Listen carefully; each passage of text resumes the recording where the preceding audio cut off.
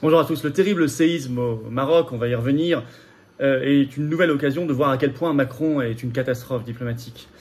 Il est en train de se jouer quelque chose. La France mise de côté par le Maroc et Macron humilié. Et il y a des dossiers difficiles entre nos deux pays, mais Macron a mis énormément d'huile sur le feu.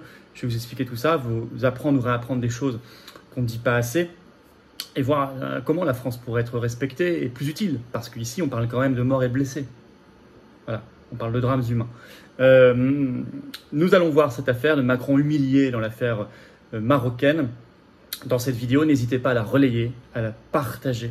N'hésitez pas, je sais, à me dire ce que vous en pensez en commentaire, je les lis. Commentaires, un petit pouce en l'air aussi, ça aide énormément à la vidéo. Et puis vous abonner à cette chaîne YouTube.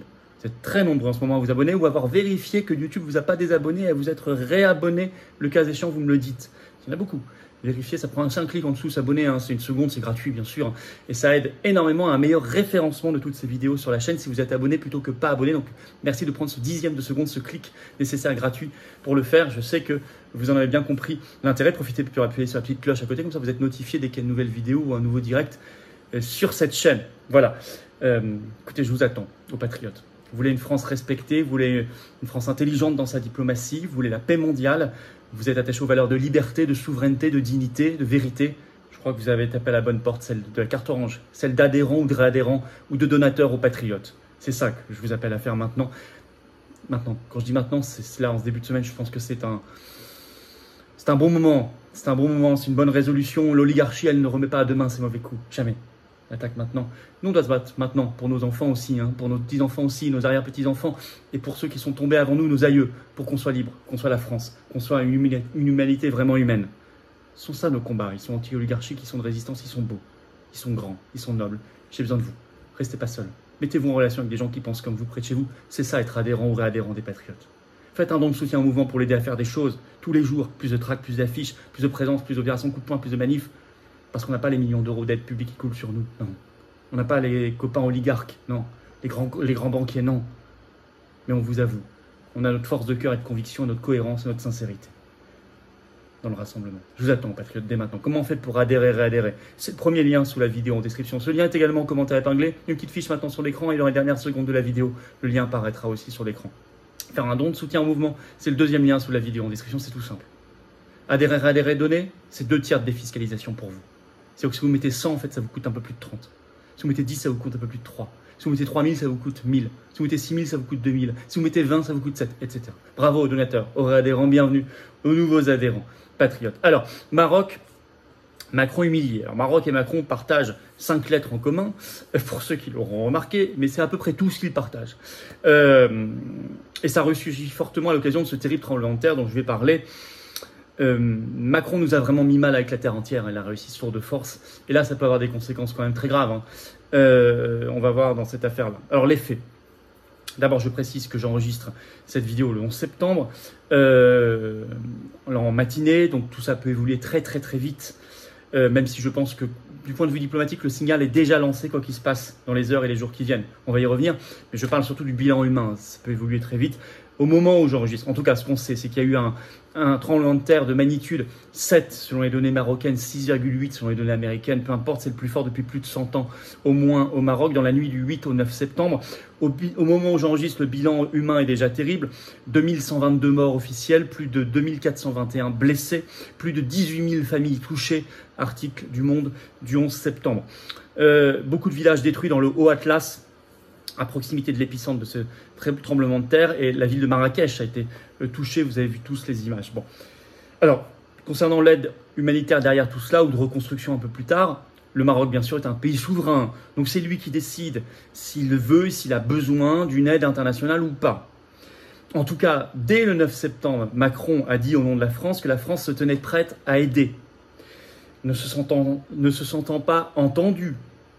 Macron a renouvelé son appel en disant que la France était prête à aider en marge du sommet en Inde du G20. Je cite Macron, « À la seconde où cette aide sera demandée, elle sera déployée et nous nous tenons prêts ». Il l'a dit lors d'une conférence de presse. Europe 1 précise dans un article du 11 septembre, je cite, que Macron dit avoir envoyé un message par ailleurs au roi marocain Mohamed VI mais sans aucun dialogue direct entre les deux depuis le tremblement de terre, rien. La France propose notamment d'envoyer des secouristes, par exemple, et a annoncé en septembre 5 millions d'euros d'aide supplémentaires pour les ONG françaises qui sont déjà présentes là-bas. Bon. Mais surtout, ce qu'elle veut, c'est envoyer en plus des choses et des hommes. Alors, là où la crise commence fortement, et on va voir où elle plonge ses racines, et on va voir le rôle dramatique, catastrophique de Macron là-dedans, c'est que le Maroc, le 11 septembre, annonce officiellement accepter l'aide de certains pays, mais ne répond toujours pas à la France. En effet, article du Monde du 11 septembre, le titre « Rabat annonce qu'il accepte l'envoi d'équipes de recherche et de sauvetage par l'Espagne, la Grande-Bretagne, le Qatar et les Émirats arabes unis ». C'est ce que dit un communiqué du ministère marocain de l'Intérieur. Sachant, selon plusieurs articles, qu'il y a déjà aussi des aides de Tunisie et de Jordanie qui sont déjà sur place. Par exemple, l'Espagne, dès son septembre, il y aura 86 secouristes espagnols qui seront à pied d'œuvre directement au Maroc. Alors, je précise donc, vous l'avez compris, que pour l'instant, les multiples propositions de la France macroniste n'ont pas reçu de réponse. C'est enregistré au moment où c'est enregistré cette vidéo, mais même si dans les heures peut-être ou les jours qui viennent, le Maroc finit par accepter certaines choses de la France, le signal de toute façon est lancé. Il est lancé. Le signal diplomatique du Maroc est lancé. Ça ne changera rien. La Macronie est humiliée. Et on va voir les ressorts de cette décision, de cette attitude marocaine. La Macronie est humiliée et elle commence à s'énerver d'ailleurs. Vous aviez sur BFM TV invité en septembre la ministre des Affaires étrangères Catherine Colonna qui déclare « Il ne faut pas présenter les choses comme ça » parce qu'elle a été titillée sur cette affaire pendant au moins 15 minutes. « Il ne faut pas présenter les choses comme ça » dit-elle. « C'est une mauvaise querelle » elle ajoute. Elle dit aussi « C'est une fausse polémique ». Vous avez le ministre de l'Intérieur Darmanin qui était sur France 2, lui, aussi 11 septembre, il s'énerve aussi, à tel point qu'il montre une sorte de bouderie, de mauvaise humeur par rapport au Maroc en déclarant, je cite, « Le Maroc est capable de répondre à ce genre de difficultés tout seul ». D'autant que la presse française en parle de plus en plus. Il commence à y avoir beaucoup de chroniques, d'articles. Je vous en cite un, par exemple, La Voix du Nord, ce 11 septembre, qui titre « Pourquoi le Maroc n'accepte pas l'aide de la France après le séisme meurtrier ». Bon. Les ressorts de tout ça. Voilà. Vous avez un article des Échos qui résume bien les choses. Bon, ils ne disent pas tout, mais ce 11 septembre, le titre « Entre la France et le Maroc, des relations des plus tendues. » Des plus tendues. Pourtant, historiquement, humainement, elles sont fournies, nos relations. Historiquement, vous savez qu'il y avait un protectorat français au Maroc jusqu'en 1956. Vous savez que, alors selon l'Observatoire de l'immigration et de la démographie, il y a au moins 1,5 million de Marocains présents en France, dont 670 000 binationaux, que par ailleurs il y a 51 000 Français inscrits en 2021 sur les registres consulaires au Maroc, ce qui en fait la première communauté étrangère au Maroc. Mais il y a des tensions très fortes, à tel point que depuis janvier 2023, il n'y a plus d'ambassadeur. Il y a un chargé d'affaires, mais il n'y a plus d'ambassadeur marocain en France. Depuis maintenant 9 mois. Depuis le jour où le Maroc dit que la France a fait pression pour faire voter une résolution au Parlement européen qui critique très très très fortement, par une forme d'ingérence, le Maroc. Et ça, voilà, là on retrouve déjà des traces macronistes. On utilise l'Union européenne comme une bêtise contre nos propres intérêts. Mais il y a des tensions entre nos deux pays, sur le Sahara occidental, bien sûr. La France ne reconnaît pas la souveraineté marocaine sur le Sahara occidental. Pourquoi ? Essentiellement pour préserver ses relations avec l'Algérie qu'elle essaie de relancer depuis 2022. Alors que, par exemple, les États-Unis, depuis le 10 décembre 2020, reconnaissent la souveraineté marocaine sur le Sahara occidental. Même chose pour l'Espagne. Bon.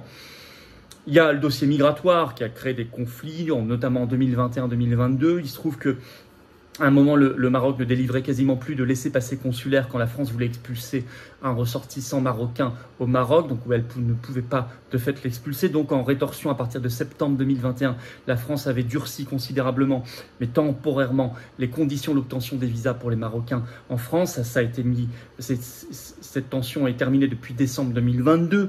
Il y a l'affaire Pegasus, cet espionnage, où le Maroc est furieux des accusations françaises dans cette affaire. Je vais vous lire un extrait justement de La Voix du Nord, de cet article du 11 septembre 2023. Je cite « À l'été 2021, le consortium de journalistes Forbidden Stories, dont font partie Le Monde et France Info, donc français, et Amnesty International ont révélé que les téléphones de nombreux journalistes ont été piratés par les services de renseignement marocains. Au total, 50 000 personnes à travers le monde, des politiques, journalistes, militants des droits humains, etc., ont été mis sous surveillance par le biais d'un logiciel espion nommé Pegasus, mis au point par une société israélienne, et plusieurs gouvernements ont été mis en cause, dont celui du Maroc.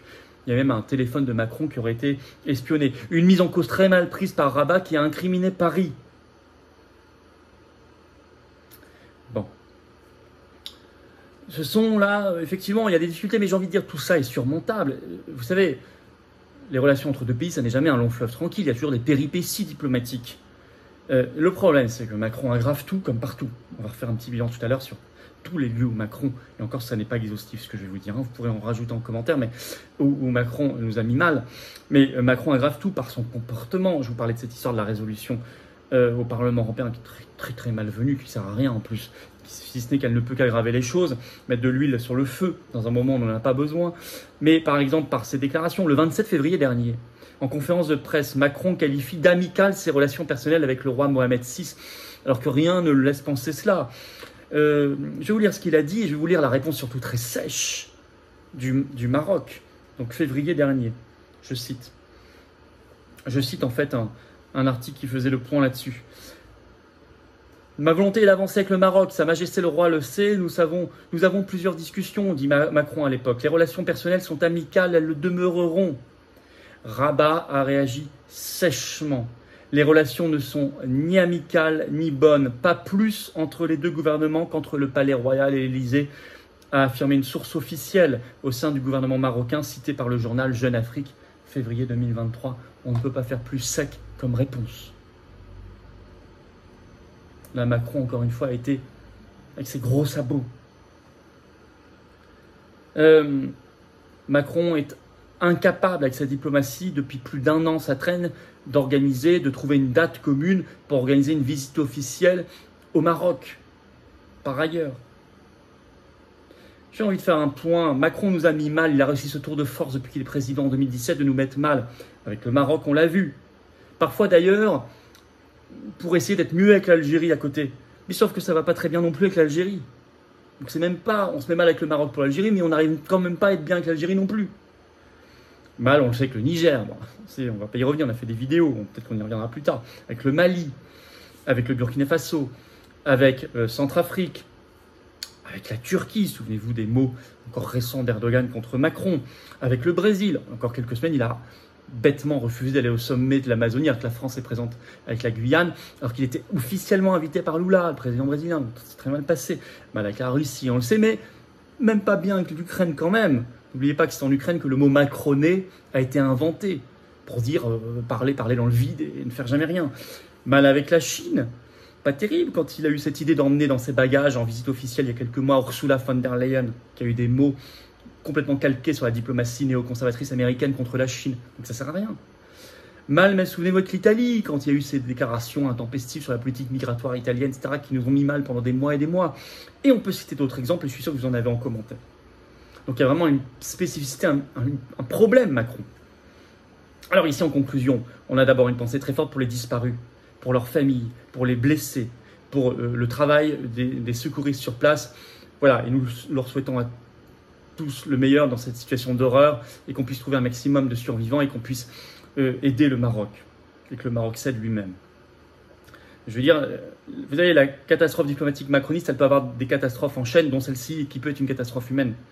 Parce que pour des raisons diplomatiques, il se trouve qu'il peut y avoir des aides qui vont manquer peut-être temporairement et des vies qui ne seront pas sauvées qui auraient pu l'être. Et ça, c'est la catastrophe Macron. La France doit avoir vraiment une vraie diplomatie. Mais souveraine. Pour être respectée, elle doit être souveraine. Pas tout le temps le nez dans Washington, Berlin, Bruxelles, l'OTAN, l'Union européenne, c'est ce qu'il faut quitter. Parce que sinon, on n'est pas respecté. Il faut être sérieux aussi en diplomatie. Il faut être sérieux. Il faut respecter les autres. Il faut se respecter soi-même. Il faut travailler. Il faut être sérieux. Il faut être souverain. Il ne faut pas fanfaronner. Il ne faut pas faire le malin. Donc, c'est ça, une diplomatie sérieuse. Il y a des problématiques de fond. Il faut être un pays souverain, il faut être un pays qui travaille ses réseaux aussi. Mais en même temps, il y a la problématique Macron. Si les parlementaires français cherchent des prétextes pour destituer, selon l'article 68 de la Constitution, Macron, en voilà un supplémentaire. Au boulot, à vous de bosser. Voilà ce que je voulais dire jusqu'ici. Peut-être qu'on y reviendra sur cette affaire marocaine et Macron humilié. Partagez si vous voulez bien cette vidéo, relayez-la sur vos réseaux sociaux. Dites-moi donc en commentaire, mettez un pouce bleu, ça lui donnera de la force. Abonnez-vous à cette chaîne YouTube si vous le voulez bien, c'est un petit clic en dessous, c'est gratuit, c'est instantané. Ça aide énormément à un meilleur référencement, une meilleure viralité de tout ce travail de ces vidéos en s'abonnant, en prenant ce petit clic. Je sais que certains sont sur la chaîne depuis longtemps, ne l'ont pas encore fait, c'est peut-être le moment.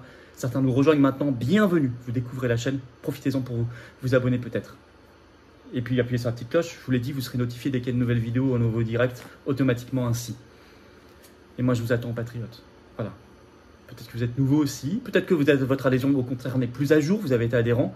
À tout moment vous êtes de retour, vous êtes les bienvenus. À tout moment vous êtes un nouvel adhérent, vous êtes le bienvenu. Vous rejoignez une grande famille, vraiment, au vrai sens du terme, pas une formule. Vous êtes mis en relation avec des gens qui pensent comme vous à côté de chez vous, en métropole, outre-mer ou à l'étranger, parce qu'on est présent et organisé partout. Vous êtes les bienvenus. Voilà. Et on se bat ensemble dans le plus grand mouvement souverainiste et de loin de France. Et on se bat pour notre libération contre l'oligarchie, pour sortir la France de ce chaos, pour la paix du monde aussi, pour la vérité, la liberté, la souveraineté, la dignité. Ce sont des très très très très belles valeurs. Mais j'ai besoin de vous. On n'y arrivera pas seul. Par contre, ensemble, on déplacera des montagnes. Unis, les Français sont invincibles. Vous êtes les bienvenus. Vous pouvez également faire un don de soutien au mouvement pour l'aider à faire des actions. Le congrès d'Arras, qui a été un immense succès, je vous mets régulièrement des vidéos, a coûté plusieurs dizaines de milliers d'euros. Ceux qui peuvent aider, faites-le. Adhérer, c'est le premier lien sous la vidéo en description. Ce lien est également en commentaire épinglé. Dans quelques secondes, le lien apparaît sur l'écran. Choisissez. Faire un don de soutien au mouvement, c'est le deuxième lien sous la vidéo en description. Tout ça, c'est défiscalisé aux 2 tiers pour vous. En plus des avantages maison qu'on vous ajoute au-dessus de certains dons, adhésions, allez voir sur notre site. Mais de toute façon, vous avez 2 tiers de défiscalisation. Si vous mettez 50, ça vous coûte 17 après impôt. Si vous mettez 100, ça vous coûte 30 et quelques, etc. Bravo aux donateurs, aux réadhérents, bienvenue. Aux nouveaux adhérents patriotes. Vive la France.